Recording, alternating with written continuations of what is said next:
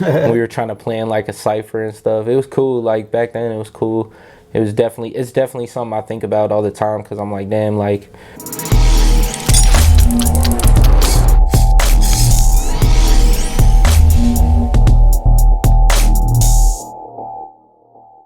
Has music always kind of just been like your language of communication? Has it always just been running through you, or did it start later in life? Kind of where did music start for you? Honestly, when I was a kid, yeah, like just falling in love with music. I always had like just kind of like a passion for music. I always loved it.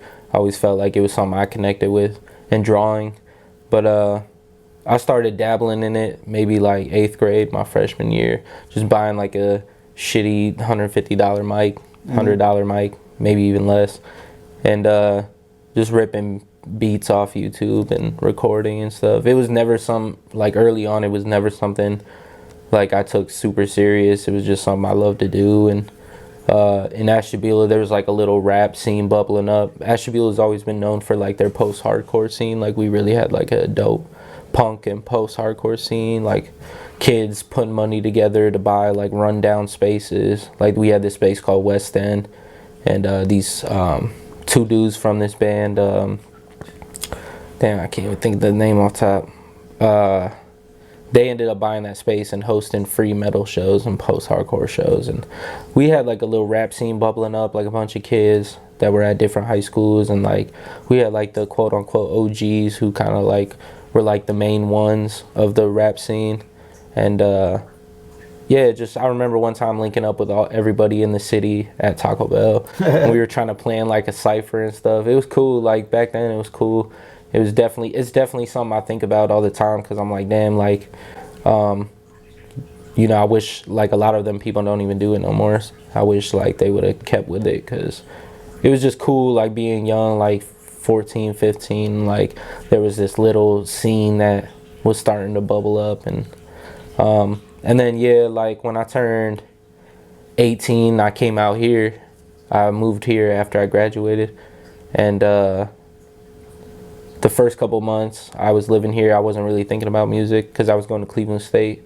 I was trying to, you know, take that serious because I didn't think music or like art and films and stuff were like something I could really do. I didn't think it was possible. I didn't know anybody out here that could link me up to anybody else to start doing that. So but the first day I ended up meeting this kid Tristan. He was a producer.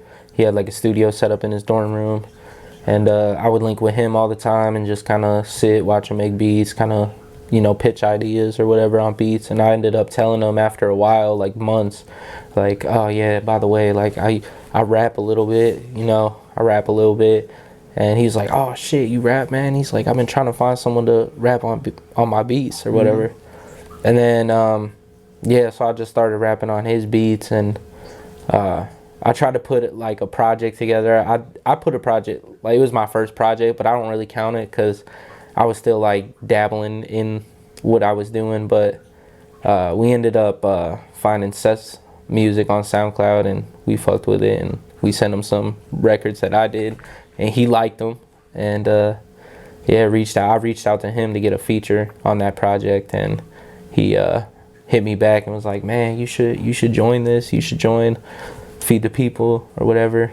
And yeah, the rest is history. I ended up Tristan ended up moving to LA, and I ended up moving back to Ashtabula from Cleveland for a couple months. And I was couch hopping from like August to November. So I was like, I had like a routine. So like Sunday I'd go get clothes from Ashtabula. I packed like a big bag of clothes, and then the girl I was talking to at the time, I'd stay at her house with her cousin. And then if nobody was going to be there, I didn't feel comfortable staying there by myself. So if nobody was there, I'd go to my cousin's house in Lakewood, or my homie Alex's house in Lakewood, or I'd go to Chagrin and drive all the Uber out there and stay there, and then have to Uber back to North Olmsted. That's where she was staying. And then, you know, I was doing that until I ended up getting my first apartment, and then I was able to link with everybody all the time.